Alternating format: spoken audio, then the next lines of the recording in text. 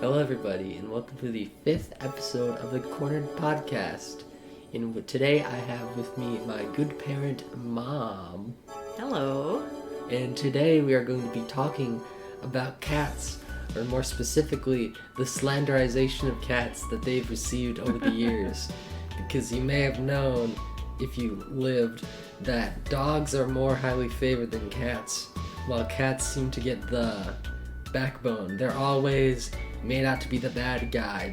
They scratch, they hiss, they fight, they run away, they don't want to be near people, they sleep, they hate. Yeah. While dogs are like, I love everything. So. Well, they're humans' best friend, isn't that what people call them? Man's best friend. For dogs. But I'm gonna go through. I have a reason why people hate cats, and I'm gonna refute that. After that, I want to see if you have a reason that differs from mine. So my reason is that people tend to dislike cats because they like to stay away from people, or don't like them. But people who don't like cats typically are expecting them to be like dogs, where they want to be near someone, they're always active, and they want to just be near people. While cats, typically, they're like independent. They like to be by themselves. They like to have their space. You gotta be slow with them to get a relationship with them, practically. You can't take a fast approach, act all wild or something. Cats like calmness, and I guess slow in a way. A way to put it is that if you get a dog, dogs will want to live with you in your life, while if you get a cat, you gotta also know that they want to live their own life, be away, but they'll also want to be with you. And if you spend enough time getting a cat to warm up with you, it may be with you and love you with as much enthusiasm as a dog. So do you have anything on mind for a reason why people dislike cats? Yeah, I always thought it was kind of funny because to me, cats require less work. So, I don't know, I always thought that it should be the opposite way around because you have to take dogs on walks. Yeah. And you have to take them outside to go to the bathroom. But I think because if people want a pet, sometimes people want companionship. Yeah. They want somebody who's really going to be a part of their family, going to interact with them. And with the cat, people think you don't necessarily get that. Yeah. However, I think you made several good points. And one of them is that you can't approach cats with the same excitement and body reactions and voices as you can a dog. Because a dog's going to come up to you. Usually, they're probably hesitant, but after a little bit, they tend to be more open to the affection. Whereas you kind of have to work at winning a cat's approval. Yes. So I think they get an unfair rap that way because it just requires a little bit maybe of a different focus, a different approach than dogs might typically be seen as easier. Yeah. Yeah. And dogs are also, cats aren't always in your face.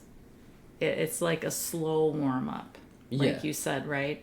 If you sit by them, they want to interact with you, then you interact with them. So yeah, I think you're absolutely correct. I think they get a bad rap. And another thing that people dislike about cats are when they're outdoor cats, they mess with people's yards, they attack animals, all that stuff. And this is the one topic that I agree with and I hate, because I do not like the idea of an outdoor cat. Yeah. Because they aren't gonna be able to make it anymore in this type of environment, especially if you still want to keep them as a pet. I just find it bizarre. I don't think it works well. I don't think you should be too surprised if you're like, oh, my cat's missing. Oh yeah, he was an outdoor cat. Like, oh, Yeah, you kind of should expect that at some points. we kind of find that bizarre, anyways, because we're from Minnesota, and so nobody has outdoor cats because it's too cold. So there's really no such thing as outdoor cats. There really aren't very many feral cats because they don't survive. So Yeah. I was reading the other day, as I'm scrolling on my Instagram feed, that cats, if they're an outdoor cat, their average lifespan is 3 years.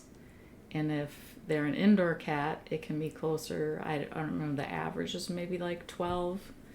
But I think cats can be just as happy inside as they are outside. Yeah, you may think that they do want to, if you look at an indoor cat, they do want to go outside, but that's just because the intrigue of like, ooh, it's a place that everyone else has been and I haven't. They're 'Cause curious. They're just curious of wanting to go outside, when really a cat, I think, would be just as happy staying inside. And plus, I'm pretty sure it can get sick way more often if it's outside, or like have problems like that. Yeah, it catches things. Yeah. Catches diseases. Or like it can get in a bugs. fight. Bugs. Yep. I think something causes heartworm, isn't it? Something like that. Yeah. I think cats, just if you give them enough stimulation, if you play with them enough, if you offer them enough things, then they are very happy. We found that with our cats, at least. We have. Wait, we can segue into this. Another reason that people don't like cats is because allergies. Some people are allergic to cats. Oh, yes. And I am, and you are? Yeah. We are both allergic to cats, but there's a solution to this. Devon Rex, which also ties into the complaint of too much fur. Devon Rexes have less fur than cats. They aren't like Harris cats. They have like but they have like half the amount of fur that a normal cat that you'd see has, and they shed. Well, they less. have hair, not fur. Yeah. So their fur would be what releases dander that people are allergic to? No, it's actually That's my understanding. I believe it's actually the saliva. Oh, okay. But yeah, basically Devon Rexes have way less hair than normal cats if you compare some other breeds to it, and I only notice them shedding like every once in a while, and it's not. They actually call them hypoallergenic cats. Yeah. Which doesn't mean you aren't going to be allergic to them, but a lot of people who are allergic don't react to the breed Devon Rex. Yeah. And Devon Rexes are amazing because they still like to run around. They have all the good qualities of a cat. They like to run around. They like to play. They like to sleep. And if you love them a lot, they like to be near you a lot. They're like a puppy cat. Yeah. That's what we they're call kind them. of a mix of both of them for like the best of both worlds kind of ish. So I think this is becoming an ad for Devon Rex. Yeah. But they play with you. They're known for actually playing fetch. So we throw toys to them, like toy mice and bring things. It back. And they bring it back. They have their favorites. We have one cat who really likes mice. Then we have another who really likes straws. And they both go crazy for them. And they also love their people. Yeah. They greet us at the door. They meow like at the door. They meow at the shower door because they think you're drowning or something. They just want to be with you. They're just great. That's really what the hidden thing of this episode was. I just want people to get Devon Rex. That's a great conclusion. I like this. that. This isn't a episode focused on slander. This is propaganda. In fact, for today's closing remark, get a Devon Rex. Bye.